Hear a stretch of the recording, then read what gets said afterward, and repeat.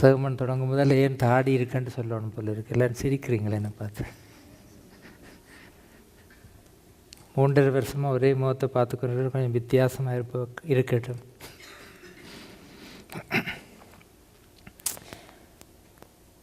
The Grace Matters என்பது இன்றைய தலைப்பு.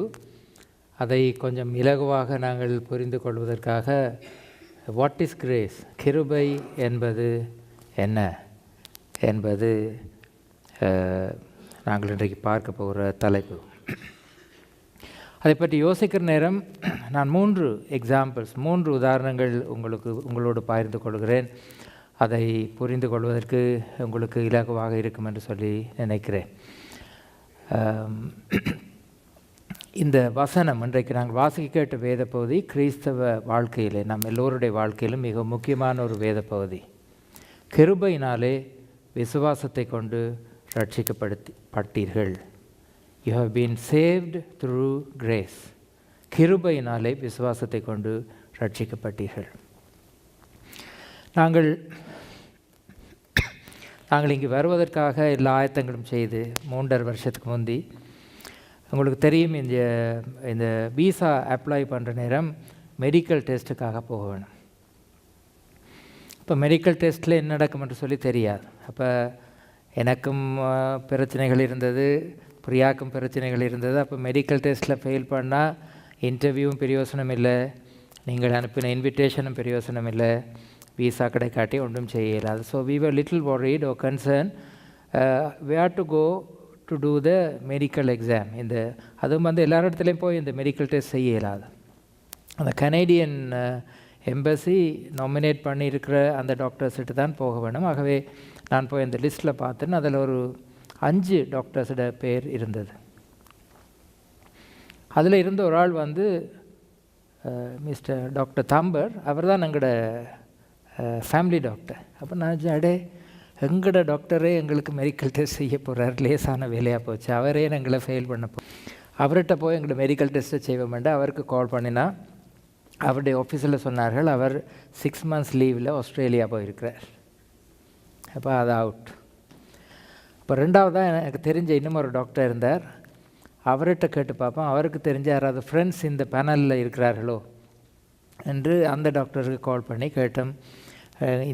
எங்களுக்கு டெஸ்ட் செய்ய வேணும், எங்களோட டாக்டர் இப்போ இல்லை, உங்களுக்கு இந்த இருக்கிற மிச்ச 4 பேரில் யாரும் தெரிஞ்ச ஆக்கள் இருக்கணும் வேண்டா, உள்ளுக்குள்ளே இருக்கிற எதிர்பார்ப்பா அவள் இவருக்கு இந்த ஆளுக்கு சொல்லி அவள் கொஞ்சம் லீனியண்ட்டாக பார்ப்பார் என்று தான் இந்த எக்ஸ்பெக்டேஷன். சொன்னோம், எனக்கு தெரிஞ்ச ஒரு ஆள் இருக்கிறா இந்த ஆசிரியர் ஹாஸ்பிட்டலில், நீங்கள் கால் பண்ணி அவர்கிட்ட அப்பாயின்மெண்ட் எடுங்கோ. அப்போ நாங்கள் கால் பண்ணோம், அந்த டாக்டர்கிட்ட அப்பாயின்மெண்ட் எடுக்க வேணும். நாங்கள் மெடிக்கல் டெஸ்ட்டுக்காக செய்கிற நேரம் அவர்கள் ஆசிரியர் ஹாஸ்பிட்டல் சொன்னார்கள் ஷீ இஸ் ஆன் லீவ் என்று சொன்னார்கள். மிச்சம் 3 பேர் இருக்கிறார். எங்களுக்கு தெரியாது, யாருன்னு தெரியாது, ஒரு கனெக்ஷனும் இல்லை, ஒரு விதமான கண்டாக்டும் இல்லை. So we said if it is God's will then we will have to choose one among the 3. It's just a matter of choice. எங்களுக்கு 3 பேரும் just 3 names on the list. இந்த முதலாவது டாக்டர்கிட்ட கால்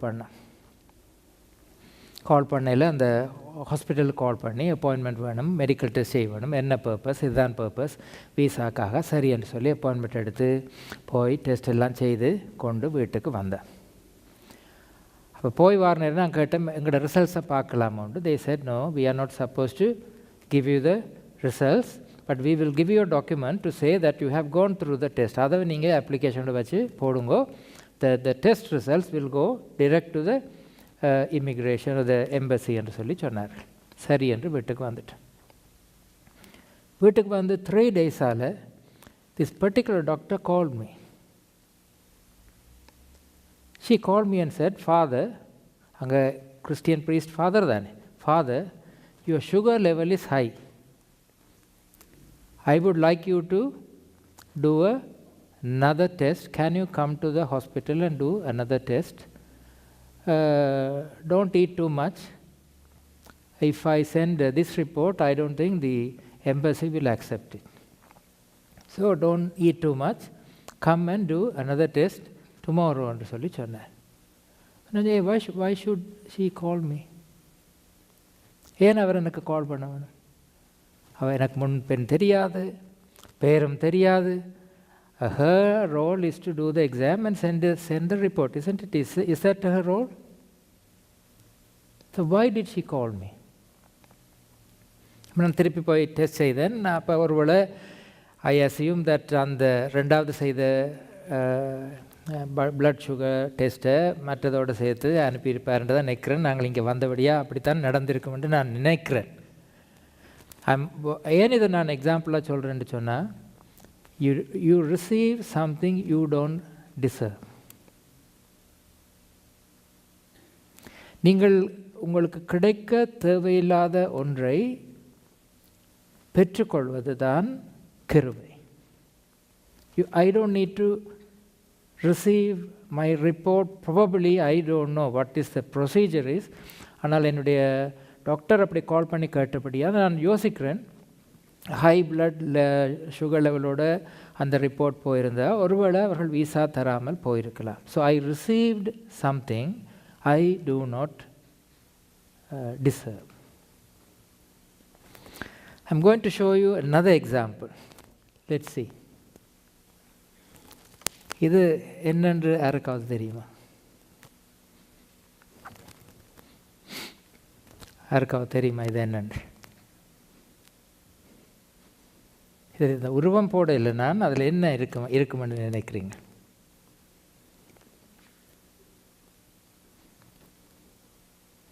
எங்கேயாவது பார்த்து கண்டு அது படத்தை போட்டால் உங்களுக்கு எல்லாருக்கும் தெரியும். படத்தை போட இல்லைண்ணா தெரியுமா இருக்காது?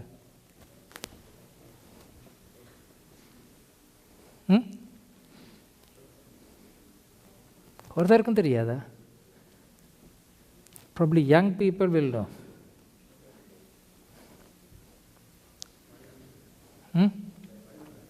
கேட்கல? Something closer.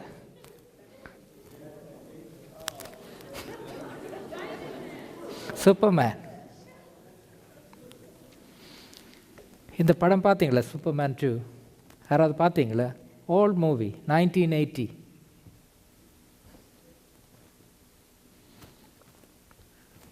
That's interesting story about this in the Superman 2. அதில் 2 கேரக்டர்ஸ் இருந்தார்கள். அது தெரியும் உங்களுக்கு? Superman, Clark Kent. If you have seen, how many of you have seen the Superman 2? Anyone Superman 2? 1980? Okay. 2 characters. அதில் கிளார்க் கென்ட் அவர் தான் Superman, மற்றது லாயிஸ் lane அவர் உடைய காதலி. அவர்கள் 2 பேரும் அதில் இருந்தார்கள். அப்போது இந்த சூப்பர்மேன் அல்லது இந்த கிளார்க் கென்ட்டுக்கு லாயிஸ் லேனை மேரி பண்ண வேண்டும் என்று சொல்லி விருப்பம். ஆனால் அவர் he has super powers. He is the Superman. ஆகவே சூப்பர்மேனாக அவர் அந்த இந்த லாயிஸ் லேனை மேரி பண்ண முடியாது. அவர் தன்னுடைய சக்திகள் எல்லாவற்றையும் இழந்தால்தான், he has to renounce his powers. சக்திகள் எல்லாவற்றையும் இழந்தால்தான் அவரை திருமணம் செய்யலாம். So he has to make a decision. Do I marry her or hold on to my powers? Do I marry her or hold on to my powers? Finally அவர் தீர்மானம் எடுக்கிறார், நான் என்னுடைய சக்திகள் எல்லாவற்றையும் இழந்து போக ஆயத்தமாக இருக்கிறேன் என்று சொல்லி அவர் தன்னுடைய சக்திகள் எல்லாவற்றையும் இழந்து சூப்பர்மேனாக இல்லை, ஒரு சாதாரணமான ஒரு மனிதனாக வருகிறார். ஆனால் சாதாரணமான மனிதராக வந்தவிடும் அவர் அங்கே இருந்த அவருடைய இருந்த உலகத்தில் கிரிப்டன் என்ற அந்த இடத்திலிருந்து 3 குற்றவாளிகள், 3 கிரிமினல்ஸ் அந்த குற்றங்களை செய்வதற்காக வருகிறார்கள். அது அவருக்கு தெரியாது. அவர் தன்னுடைய பவர்ஸ் எல்லாவற்றையும் இழந்து போய்விட்டார். இப்போது இந்த 3 குற்றவாளிகள், 3 கிரிமினல்ஸ் இப்போது வந்திருக்கிறார்கள். அதை எப்படி ஃபேஸ் பண்ணுவதென்று இவருக்கு தெரியாது. இவரிடத்தில் எந்த விதமான சக்திகளும் இல்லை. அவர் தன்னுடைய முக்கியமான இடமாக இருந்த ஒரு இடத்திலே போயிருந்து அந்த படத்திலே ஒரு வார்த்தைகள் வருகிறது, ஃபாதர் I have failed.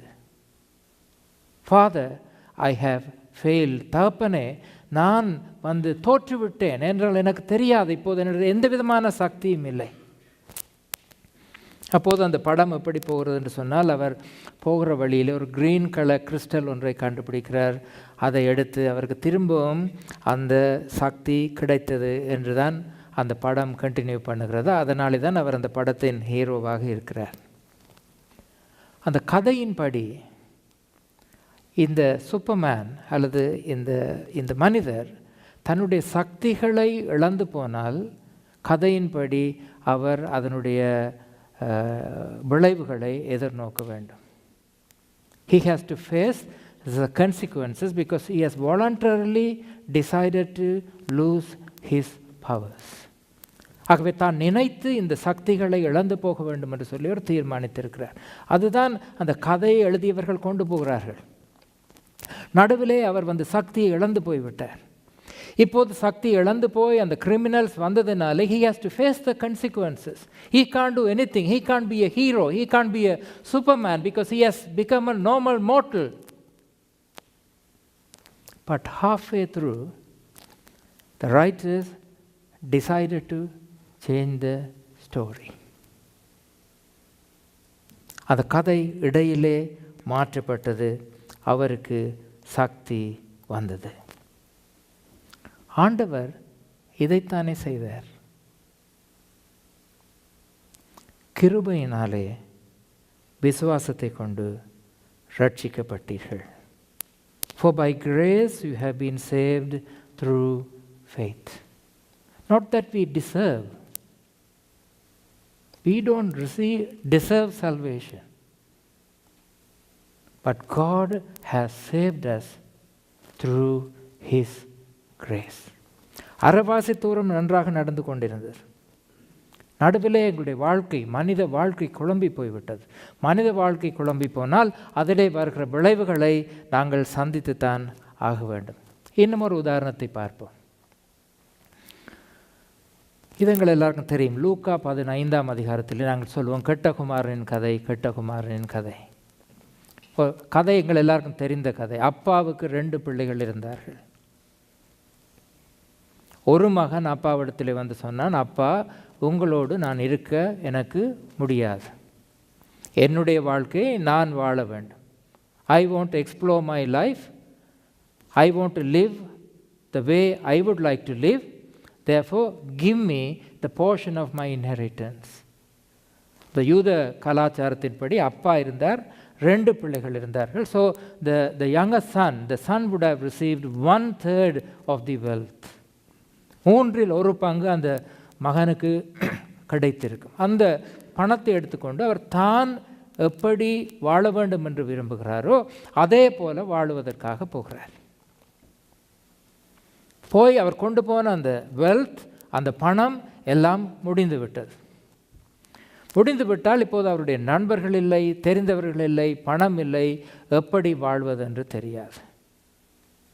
அவருக்கு தகப்பனை தொடர்பு கொள்ளவும் முடியாது. There is no Facebook, there is no email, there is no mobile phone, there is no text message, there is no way for him to contact his father. ஆகவே அவர் எல்லாம் தன்னுடைய சொத்து, என்னுடைய வாழ்க்கை, நான் இப்படித்தான் வாழ வேண்டும் என்று நினைத்தது எல்லாவற்றையும் அவர் இழந்து போய்விட்டார். பல வேளைகளிலே எங்களுடைய வாழ்க்கையிலே அப்படி நடக்கிறது.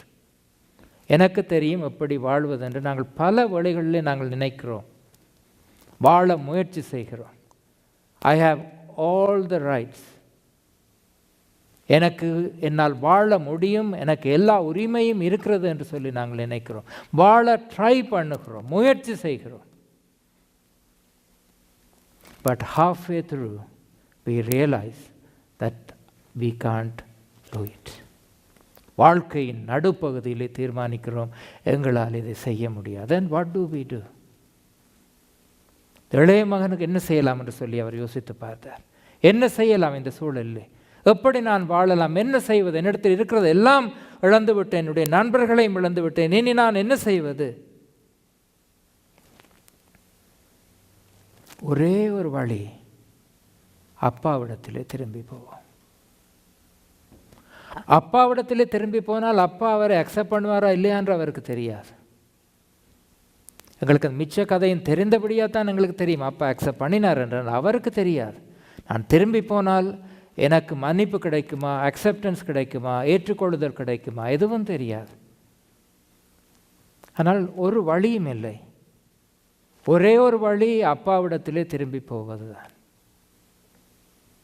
அப்பாவிடத்திலே திரும்பி போகிற நேரம் அப்பா சொல்லியிருக்கலாம், இந்த சொத்து உனக்கு சொந்தமான ஒன்று, உன்னுடைய வாழ்க்கையிலே நீ தீர்மானம் எடுத்தாய்.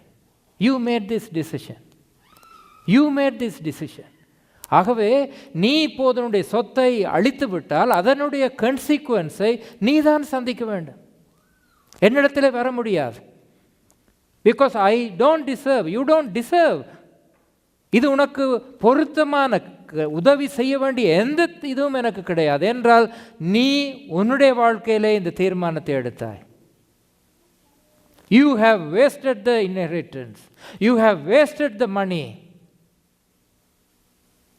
ஆனால் நமக்கு தெரியும், அந்த மகன் வருகிற நேரம் the Mediterranean fathers or the elderly people don't run towards a younger person. The younger person should run towards a senior person. Read that story. தகப்பன் அவனை கண்டு ஓடிப்போய், மகனை கண்ட அப்பா மகனை பார்க்க ஓடி போனாரா? You don't deserve this. You don't deserve this, but I am willing to accept you. வாழ்க்கையில் இதை நீ பெற்றுக்கொள்ள எந்த தகுதியும் உனக்கு இல்லை, ஆனால் நான் உன்னை ஏற்றுக்கொள்கிறேன்.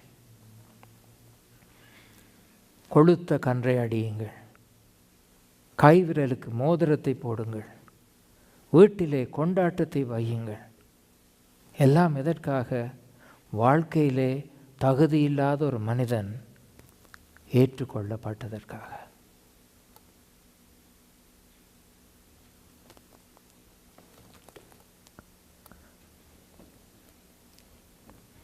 Grace means you receive what you don't deserve. The son didn't deserve another chance to be father's son, but the father gladly welcomed him back into the family. Same as the Superman movie. The Superman didn't deserve another chance. He said no to his superpowers, but he received what he didn't deserve. மூத்த மகன் இப்போது வருகிறார். நாங்கள் பல வழிகளிலே ஆட்களை பார்க்கிற விதம் அப்படித்தான். அந்த இரண்டாவது மகனைப் போல, அல்லது அவருடைய மூத்த மகனைப் போல இந்த மகன் தவறு செய்து விட்டான். நாங்கள் தவறு செய்து விட்டோம். இந்த உலகத்திலே நாங்கள் பார்க்கிறதெல்லாம் அப்படித்தான். நீ தவறு செய்தால் அதற்கு தண்டனை இருக்கிறது. If you make a mistake there's a consequence, இல்லையா? நாங்கள் வாழ்க்கையில் தவறு செய்தால் அதற்கு கன்சிக்வன்ஸ் இருக்கிறது. Everything that you do, if you make a mistake there is a consequence. நீங்கள் வாகனத்தை வேகமாக ஓடிப்போனால், போலீஸ் நிப்பாட்டினால் அதற்கு கன்சிக்வன்ஸ். சில நார்ம்ஸ் இருக்கிறது சொசைட்டியிலே, அதை மீறினால் அதற்கு தண்டனை இருக்கிறது. வாழ்க்கையில் இவர் இப்படியெல்லாம் செய்தார், ஆனபடியாத்தான் இப்படி இருக்கிறார் நாங்கள் சொல்வது இல்லையா? ஆகவே இப்போது மூத்த மகன் வீட்டிற்கு வருகிறான். மூத்த மகன் வீட்டிலே கொண்டாட்டம் நடைபெறுவதை பார்க்கிறார். வீட்டிலே வந்து எல்லோரும் சந்தோஷமாக இருக்கிறதை பார்க்கிறார். எதற்கு இந்த கொண்டாட்டம், எதற்கு இந்த சந்தோஷம் என்று கேட்கிறார். அப்போது எல்லோரும் சொல்லுகிறார்கள், காணாமல் போனவனுடைய தம்பி, வீட்டை விட்டு போன தம்பி திரும்பி வந்திருக்கிறார். அப்போது மூத்த மகன் சொல்லுகிறார், காணாமல் போன தம்பி வந்தால் அவனை வீட்டை விட்டு கலைச்சி விடுறதானே நியாயம். எப்படி அவருக்கு கொண்டாட்டம் நீங்கள் வைக்கலாம்? எப்படி நீங்கள் கொண்டாட்டத்தை ஒழுங்கு பண்ணலாம்? நான் உங்களோடு இருந்த மகன் தானே, என்னை வைத்து ஒரு கொண்டாட்டம் வைத்திருந்தால் அது நியாயப்படுத்தலாம். ஓடிப்போன ஆளை கூப்பிட்டு வச்சு எப்படி நீங்கள் கொண்டாட்டம் வைக்கலாம்? அவருக்கு என்ன என்ன என்ன நியாயம்? என்னன்றதை நியாயப்படுத்துகிறீர்கள்? ஓடிப்போன ஒருவரை கூப்பிட்டு வைத்து கொண்டாட்டம் வைப்பதிலே எப்படி இந்த விஷயத்தை நீங்கள் நியாயப்படுத்துகிறீர்கள்?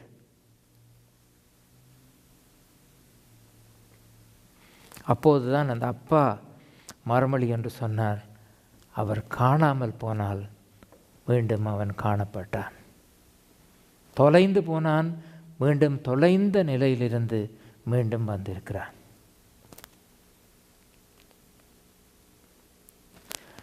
இந்த ரெண்டாவது அந்த மூத்த மகனுக்கு கிருபை காட்டப்பட்டதை ஏற்றுக்கொள்ள முடியாமல் இருக்கிறது.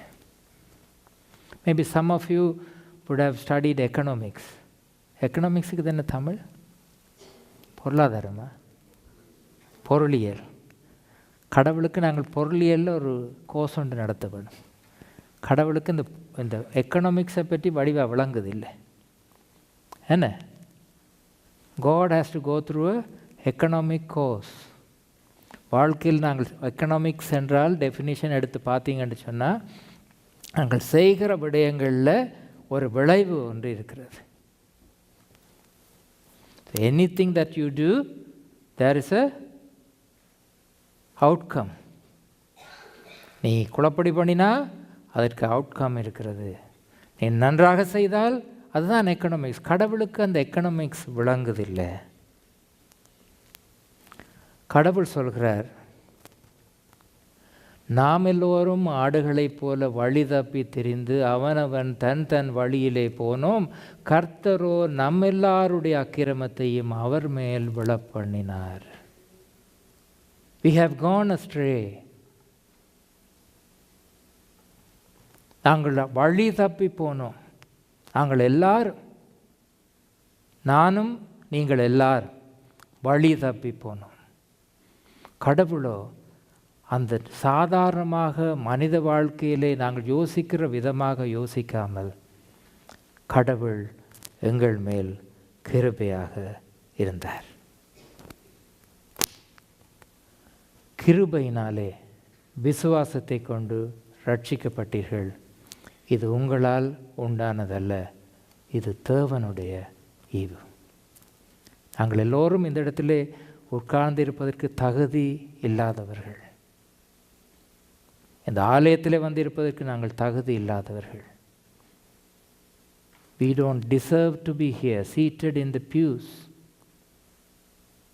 But God is so gracious. ஆண்டவர் கிருபை உள்ளவராக இருந்ததினாலே இந்த இடத்திலே நாங்கள் உட்கார்ந்து இருக்கிறோம். ஆமென்.